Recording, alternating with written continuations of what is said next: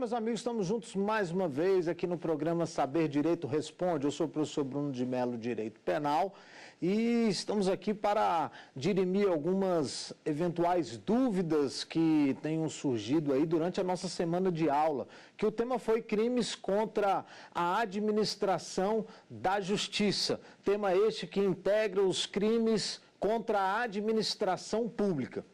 Eu estou aqui com os docentes Dr. Mário, Dr. Antônio e doutora Thaís, que vão formular algumas perguntas e eu vou trazer as respectivas respostas. Então fique ligado que pode também ser a sua dúvida. Vamos lá, iniciamos aqui com o nosso primeiro docente, doutor Mário. Primeira pergunta, doutor. Professor, qual é a diferença entre o favorecimento real e o pessoal? Bom, o crime de favorecimento pessoal, ele vem incerto no nosso Código Penal no artigo 348. E o subsequente é o favorecimento real. O favorecimento pessoal se dá num exemplo clássico. Quando você, por exemplo, ajuda um indivíduo que acaba de cometer um crime a fugir da polícia. Então você auxilia um indivíduo que acaba de cometer um crime e esse crime tem que ser apenado com uma pena de reclusão. E você ajuda esse indivíduo a se subtrair de ação de autoridade pública. Então, favorecimento pessoal, você protege um criminoso. Você protege um criminoso de uma ação da polícia. Um indivíduo que acabou de cometer este delito. E este delito tem que ser punido com uma pena de reclusão. Porque se for punido com uma pena de detenção, é forma privilegiada. Por outro lado, temos mais um detalhe, que no favorecimento pessoal, esse indivíduo tem que ter cometido um crime. Porque se ele tiver cometido uma contravenção penal, é fato atípico. Ou seja, não será crime, não será responsabilizado porque não praticou nenhum fato definido como crime.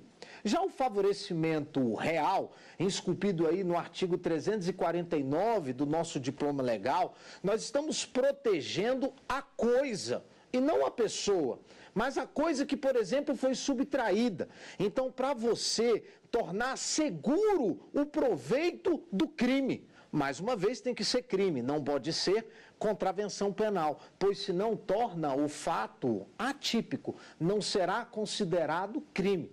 O artigo 349 do Código Penal, o favorecimento pessoal, nos traz ainda uma escusa absolutória, que é quando quem presta o auxílio é ascendente, descendente, cujo irmão fica isento de pena. Para alguns autores é uma excludente de culpabilidade por inexigibilidade de conduta diversa. Para outros autores, entendem que é uma excludente de punibilidade pessoal. Então, se eu, por exemplo, ajudar um indivíduo que acaba de cometer um crime a fugir da polícia, estou praticando favorecimento pessoal. Agora, cuidado, se esse acordo foi feito antes da prática do crime, você vai ser partícipe deste crime. Portanto, se uma pessoa me procura e diz assim, Bruno, você me ajuda a fugir do local do crime, amanhã eu vou assaltar uma joalheria. Ajudo, eu sou partícipe do crime dele. E não vou responder por favorecimento pessoal, porque essa ajuda, ela é sempre superveniente. Se ela for uma ajuda combinada de forma antecedente ou contemporânea ao crime, você vai responder como partícipe do delito praticado. Por outro lado, o delito previsto no artigo 349, que é o favorecimento real, não prevê qualquer modalidade, qualquer hipótese de escusa absolutória. É apenas para o favorecimento pessoal. Bom, e agora vamos à nossa segunda pergunta com o doutor Antônio. Vamos lá, Antônio. Professor, cabe suspensão condicional do processo no crime previsto no artigo 338 do Código Penal? Artigo 338 do Código Penal é o reingresso do estrangeiro que daqui foi expulso. É interessante lembrar que é somente no caso de expulsão, porque temos deportação, extradição e expulsão. Então, somente será crime quando esse estrangeiro retorna ao Brasil em razão de uma expulsão. Extradição, deportação está fora. Não constitui o delito aqui em comento. O artigo 338, que é o reingresso do estrangeiro, ele prevê uma punição de reclusão de 1 a 4 anos. E a Lei 9.099 prevê que todo crime cuja pena mínima seja igual ou inferior a 1 ano, cabe suspensão condicional do processo. Mas suspensão condicional do processo, chamada de sursi processual, nada tem a ver com suspensão condicional da pena. Suspensão condicional da pena é quando o indivíduo ele pratica um crime e houve uma condenação. Ele foi condenado, ele teve uma pena. E essa pena privativa de liberdade não ultrapassa 2 anos. Aí vai ocorrer o quê? A suspensão da execução desta pena. De 2 a 4 anos é o prazo, quem decide é o juiz, e você tem que seguir algumas regras. A principal, não cometer crime. Se cometer um crime, revoga de forma obrigatória esse seu benefício. Então, a suspensão condicional da pena suspende a execução da pena. Suspensão condicional do processo suspende o processo. Não teve processo, tampouco condenação, muito menos pena.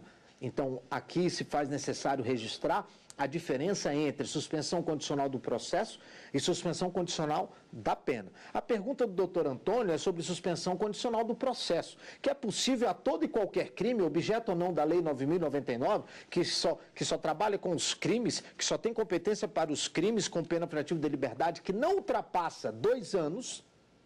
Objeto ou não desta lei, todo crime cuja pena mínima é igual ou inferior a 1 ano, cabe suspensão condicional do processo, desde que ele preencha alguns requisitos. Então, para ele ter o benefício, ele tem que preencher alguns requisitos. Se ele não preencher os requisitos, ele não pode ter o benefício. Mas, em tese, o crime cabe? Suspensão condicional do processo? Em tese, cabe, porque a pena mínima é quanto? Igual ou inferior a 1 ano. Então, é interessante aqui a pergunta do colega, porque a gente já faz a distinção de 2 institutos no direito penal. A suspensão condicional da pena e a suspensão condicional do processo. A suspensão condicional da pena suspende a execução desta pena. O agente foi condenado. A suspensão condicional do processo suspende o processo propriamente dito.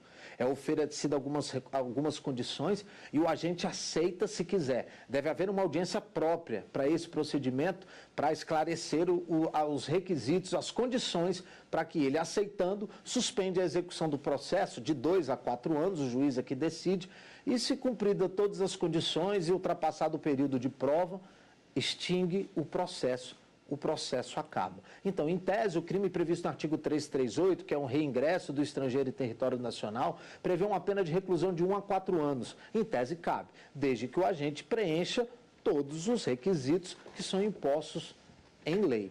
Ok? Vamos, então, à nossa terceira pergunta com a doutora Thaís. Thaís, tem a palavra. Professor, se um pai fizer uma autoacusação para proteger o seu filho, o que lhe pode acontecer? Olha, é interessante a pergunta da doutora, em que sentido? Em que nós temos o sentimento paterno, materno, sempre de proteção do seu filho, né? E a gente percebe que no nosso Código Penal o Estado respeita esse sentimento. Em algumas passagens pelo Código. Uma que a gente já disse aqui na nossa aula, que é o caso do favorecimento pessoal. Se quem presta o auxílio ao criminoso é ascendente, descendente, cônjuge ou irmão, é natural esse sentimento, você escondeu o seu marido da polícia, o seu filho da polícia, o Estado não vai lhe punir, você vai ficar isento de pena. Então o Estado respeita muito esse sentimento. A outra passagem está lá nos crimes contra o patrimônio. Os crimes contra o patrimônio se iniciam no artigo 155 do Código Penal, no crime de furto, e vai até o 180, que é receptação. Artigos 181, 182, 183 são as disposições gerais sobre o crime, sobre o título Crimes contra o Patrimônio. Lá no 181 diz assim: não se pune quem pratica qualquer dos crimes contra o patrimônio. Contra quem? A vítima quem? Cônjuge na constância da sociedade conjugal. E o ascendente ou descendente, Quer dizer que aqui também não vamos punir o indivíduo que pratica um furto do seu pai, ou o pai que furta do filho. Evidentemente, aqui não é um sentimento em razão, mas são as relações socioafetivas, que o Estado não vai interferir. Então, o indivíduo que furtar do seu pai um dinheiro da sua carteira, ele vai ficar isento de pena, por disposição expressa. Existe uma imunidade penal absoluta, prevista no artigo 180. Mas não vamos ter aplicação dessa imunidade penal absoluta quando a vítima for maior de 60 anos, Estatuto do Idoso protegendo aqui a vítima, e quando o crime for de roubo ou extorsão, ou em geral quando haja emprego de violência ou grave ameaça, porque aí também é demais. Com emprego de violência ou grave ameaça em relação ao seu pai, não há que se falar em proteção. Mas respondendo à pergunta da doutora Thaís, eu vou me valer aqui do Código Penal, lá no artigo 341 do Código Penal. O artigo 341 do Código Penal, ele traz o seguinte delito, olha lá. Artigo 341, autoacusação falsa. É o crime que vai responder o pai que está assumindo um crime em proteção, né, em razão de uma proteção de seu filho. Acusar-se perante a autoridade de crime inexistente ou praticado por outrem, pena de detenção de 3 meses a 2 anos ou multa. Então, eu tenho que esse crime é um crime de menor potencial ofensivo. É um crime que vai ser objeto da Lei 9.099 com todas as suas benesses. E a principal delas, transação penal. Ok? Dando sequência aí à nossa rodada de perguntas, voltamos ao doutor Mário. Doutor Mário tem a palavra. Professor, e quando uma pessoa faz uma denúncia e estava sob os efeitos alucinógenos, embriagado, o que pode acontecer? Bom, é uma pergunta também muito interessante, porque eu tenho, a partir da sua pergunta, eu posso estar praticando 2 crimes. Quais são esses crimes? Bom, um crime naturalmente contra a administração da justiça em que você, quando registra uma ocorrência falsa, a falsa comunicação de um crime, artigo 340 do Código Penal, comunicação falsa de crime, mas você não atribui a ninguém. Você apenas, sob efeito psicotrópico, vai lá e registra uma ocorrência informando que houve a prática do crime, sem imputá-lo a ninguém. Se você não imputou a ninguém esse crime, você vai responder por comunicação falsa de crime. Se você imputou a uma pessoa este crime, você vai responder pelo artigo 339, que é denunciação caluniosa. Ambos os crimes vai admitir o que a jurisprudência entende, a admissão do arrependimento eficaz. O que é o arrependimento eficaz? O Instituto do Direito Penal, previsto lá na parte geral, no artigo 15. O agente que desiste voluntariamente de prosseguir na execução do crime ou impede que o resultado se produza. Porque nos 2 crimes você tem que ter a promoção de uma ação policial, investigativa. Se você não conseguiu, aí eu vou ter que dar uma adequação à sua pergunta. Se você não conseguiu, nesse tempo, registrou a ocorrência hoje, amanhã você se retrata e vai lá e se arrepende, e nesse meio tempo, nesse ínter, não houve uma investigação policial, é possível o arrependimento eficaz.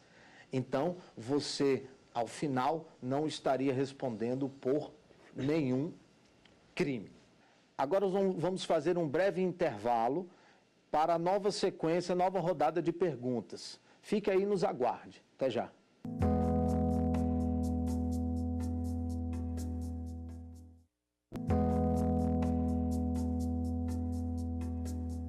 Olá, meus amigos, estamos juntos mais uma vez, nossa segunda rodada de perguntas, programa Saber Direito Responde. E vamos começar aqui direto com o nosso aluno, doutor Antônio. Tem a palavra, doutor. Professor, se configura o crime de denunciação caluniosa quando a imputação recai sobre pessoa jurídica? Ótima pergunta, doutor Antônio.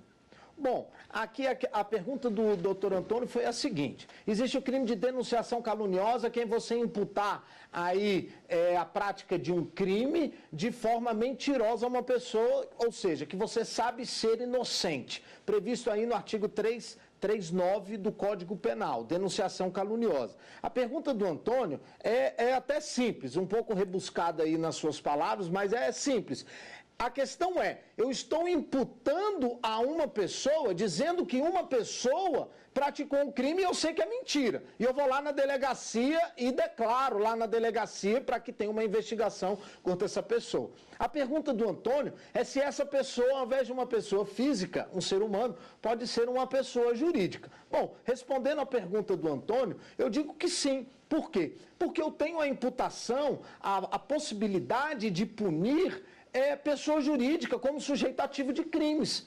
Eu tenho aí a Lei 9.605/98, que é a Lei dos Crimes Ambientais, em que é perfeitamente possível a pessoa jurídica figurar como sujeito ativo. Então, se eu posso imputar a prática de um crime a uma pessoa jurídica, eu também posso imputar falsamente a prática de um crime à pessoa jurídica. Bacana? Bom, dando sequência agora, próxima pergunta, doutora Thaís. Professor, ocorre crime de evasão de preso mediante violência se o preso foge para não ser assassinado durante chacina? Ótima pergunta, doutora. Aqui a questão está relacionada ao crime previsto no artigo 352 do Código Penal, que tem a seguinte disposição: evadir-se ou tentar evadir-se o preso ou aquele indivíduo submetido a medida de segurança detentiva usando de violência contra a pessoa. Eu tenho algumas possibilidades em que esse indivíduo não vai praticar crime, apesar de estar praticando o fato típico, o tipo penal. Por exemplo, quando ele está acobertado, ele está praticando o fato sob o manto de uma excludente de licitude. Por exemplo, o estado de necessidade, perfeitamente cabível aqui na pergunta da doutora Thaís. Porque se ele está fugindo para não morrer, ou está fugindo para não morrer num incêndio, são todas hipóteses de estado de necessidade, em que o indivíduo, para salvar-se de um perigo atual, que não provocou por sua vontade, nem de outro modo poderia evitar, direito próprio ou alheio, cujo sacrifício nas circunstâncias não era razoável exigir-se. Coloca na balança bens jurídicos, no estado de necessidade é assim que você tem que agir. De um lado de cá tem a vida do preso, do lado de cá tem a administração da justiça, que é o bem jurídico aqui protegido, e a vida vale muito mais. Então, no estado de necessidade, ele não estará praticando crime. Continuando nossa sequência de perguntas com a palavra o doutor Mário. Professor, e se uma mulher mentir que foi estuprada ou ameaçada, o que pode acontecer com ela se comprovada que mentiu? Bom, respondendo a sua pergunta, eu também posso aqui tergiversar na resposta dos crimes. Primeiro, se ela imputar a uma pessoa a prática do estupro, sabendo que é mentira, ela vai responder por denunciação caluniosa. Se ela não imputar a ninguém a prática do estupro, apenas registrar uma ocorrência dizendo que foi estuprada, vai responder por comunicação falsa de crime, contravenção 340. Doutor Antônio, com a palavra. Professor, quando da prática do crime previsto no artigo 145 do Código Penal resultar lesão corporal, por qual crime responde o agente? O artigo 345 do Código Penal é o exercício arbitrário das próprias razões. No crime de exercício arbitrário das próprias razões, o agente ele faz justiça com as próprias mãos, embora a pretensão seja legítima e quando a lei não o permite. Então, o crime de exercício arbitrário das próprias razões, ele tem uma possibilidade de ser praticado e não ser crime, ser apenas preenchido o fato típico. No caso de uma legítima defesa, de uma pessoa que está invadindo a sua casa, de uma pessoa que está querendo lhe turbar a propriedade da sua fazenda, por exemplo, você pode agir fazendo justiça com as próprias mãos e não será crime porque a lei lhe acoberta, a lei lhe permite. Quando esse crime não tem violência, apenas grave ameaça, exemplo clássico, é uma pessoa que está me devendo e eu digo, se você não me pagar, eu vou lhe matar. Estou praticando exercício arbitrário das próprias razões sem violência, sem grave ameaça. Então esse crime depende de queixa, é ação penal privada. Agora, se tem violência, o crime já é de ação penal pública. E ao final, além do crime de exercício arbitrário das próprias razões, você também vai responder pelo crime referente à violência. Provavelmente lesão corporal. Artigo 129, caput, a lesão corporal leve. Parágrafo 1º é a grave, parágrafo 2º é a gravíssima, a depender de como ficou aí o estado desta vítima. Portanto, respondendo a pergunta, ele vai responder por 2 crimes. Tergiversam os doutrinadores a respeito do tema, se é em concurso material ou concurso formal impróprio. Mas a consequência jurídica dos 2 é a mesma, somam-se as penas. Doutora Thaís. Professor, se o prisioneiro ameaçar com arma de fogo e fugir, o que acontece com ele? Artigo 352 do Código Penal, evasão de preso, evadir-se ou tentar evadir-se o preso, aquele indivíduo submetido a medida de segurança detentiva usando de violência. Aqui a interpretação é literal. Ele tem que se valer de violência. Se ele se valer de grave ameaça, é fato atípico. Portanto, estamos retirando um elemento, uma característica importante do tipo penal ou da conduta. E o fato deixa de ser crime. Estamos diante de uma atipicidade absoluta. Portanto, só será crime mediante violência. Se for utilizando uma arma de fogo, grave ameaça, é fato atípico. Dando sequência às nossas perguntas, doutor Mário. Professor, o senhor pode me explicar qual é a diferença da denunciação caluniosa para a comunicação falsa de crime? Denunciação caluniosa, você comunica o fato à delegacia imputando uma pessoa à prática desse crime. Agora, a comunicação falsa de crime é você registrar a ocorrência de um fato criminoso sem imputar a ninguém este crime. Doutor Antônio. Professor, quais as diferenças entre denunciação caluniosa e a própria calúnia? Muito bom. Denunciação caluniosa é um crime contra a administração da justiça. Calúnia é um crime contra a honra. No 339, denunciação caluniosa, você também atinge a honra de forma suplementar, em segundo plano. O crime de calúnia é eu sair dizendo por aí que foi o Antônio que subtraiu um celular aqui nos bastidores da TV Justiça. Mas eu sei que não foi ele, porque exige-se a mendacidade, que seja mentira. É um crime contra a honra. Na denunciação caluniosa, eu vou lá na delegacia e digo: quem furtou o celular nos bastidores da TV Justiça foi o Antônio. Denunciação caluniosa. Então, essas são as diferenças aí entre o crime de calúnia e denunciação caluniosa. Lembrando que no denunciação caluniosa, você tem que impulsionar uma investigação contra o Antônio, por exemplo, contra a vítima, tá? No crime de calúnia, não. Lembrando também que o crime de calúnia admite retratação, só não será possível retratação quando a vítima for o presidente da República, o chefe do Estado estrangeiro, ou quando o crime imputado de ação penal pública, essa vítima já foi absolvida por sentença transitada e julgado, ou quando o crime imputado, embora de ação penal privada, ela não foi condenada e não cabe mais recurso. Aí não vai caber retratação. Perdão, não vai caber exceção da verdade. Retratação é pedir desculpa e voltar atrás. Não vai caber exceção da verdade. Provar que fala a verdade.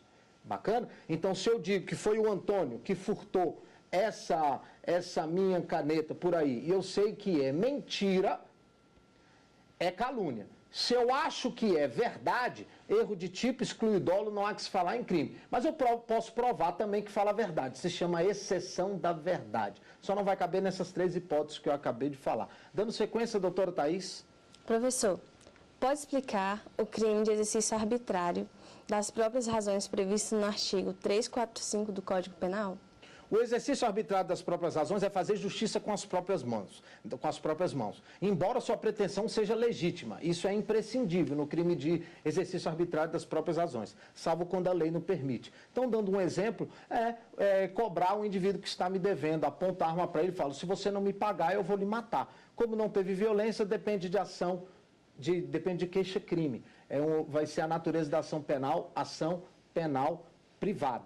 Quando tem violência, aí a ação penal é pública incondicionada. Esse é o crime de exercício arbitrário das próprias razões, artigo 345 do Código Penal. Lembrando que a pretensão tem que ser legítima, porque se ela for ilegítima, nesse exemplo que eu acabei de lhe dar, é extorsão.